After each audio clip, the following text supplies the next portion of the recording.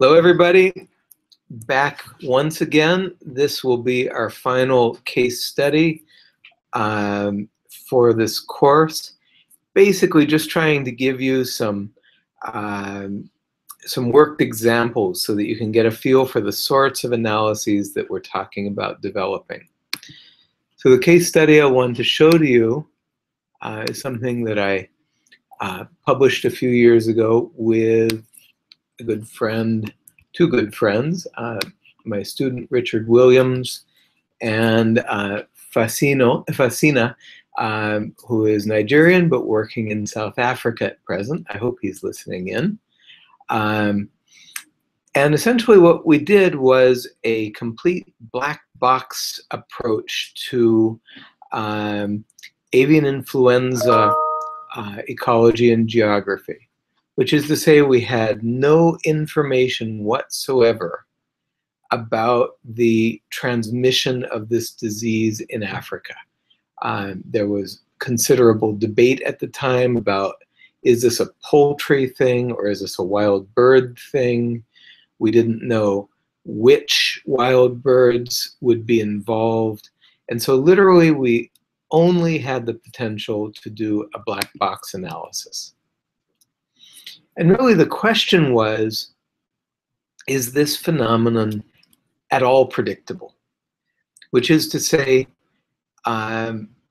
if this is a purely accidental thing where poultry flocks get infected maybe by movements of poultry or movements of people carrying virus around, we really don't expect an ecological niche to be available or to be detectable for this phenomenon.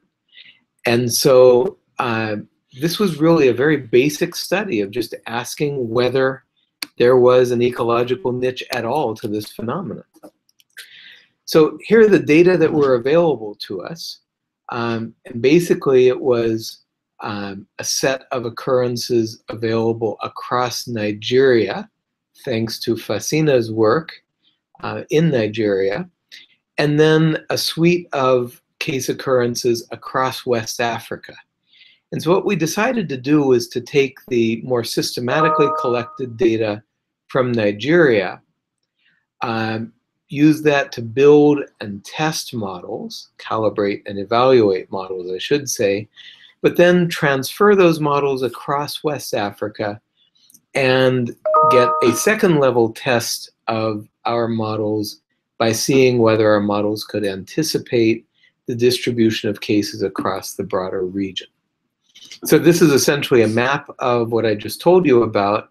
Here in Nigeria, you can see the more intensively collected cases, and you can see that as Luis talked about yesterday, we divided the country into 4 quadrants, and we used those 4 quadrants to calibrate and test models, essentially testing the ability of these models to transfer and anticipate case occurrences across space, which is exactly the challenge we'll give to our models at the end by transferring them across West Africa. So what we did was to develop a long series of model tests, and these were all designed to challenge our models quite seriously. And basically this goes back to the point where a model that hasn't been tested rigorously is really not very informative. So I show you this table just to give you an idea of all the different tests that we did. For example, we took random subsamples of the occurrence data available within Nigeria, and we split those data into 2 halves at random. What you can see is that both of the reciprocal predictions were statistically significant under the cumulative binomial approach. We also did some rather drastic subsetting. We asked whether the north half of the map could anticipate the south half and vice versa, or the right half of the map could predict the left half and vice versa. Or we took those 4 quadrants and took the on-diagonal quadrants and used them to predict the off-diagonal quadrants. And then we also predicted between the 2 years of sampling, 2006 and 2007. So I've just described for you 9 tests, the first 9 lines in this table. And essentially all I want to point out to you is that 8 of the 9 tests were at least close to significant. One, the East predicts West prediction, was decidedly not significant. But also I want you to remind you of the comment that we made earlier, contrasting significance and performance. For example, even though the South predicts North model prediction was statistically significantly better than random at a probability level of less than 1 in 1,000, notice that the number of points successfully predicted was only 23 out of 35 testing points. So we really did have a relatively low performance value. Maybe our omission was more than 1/3.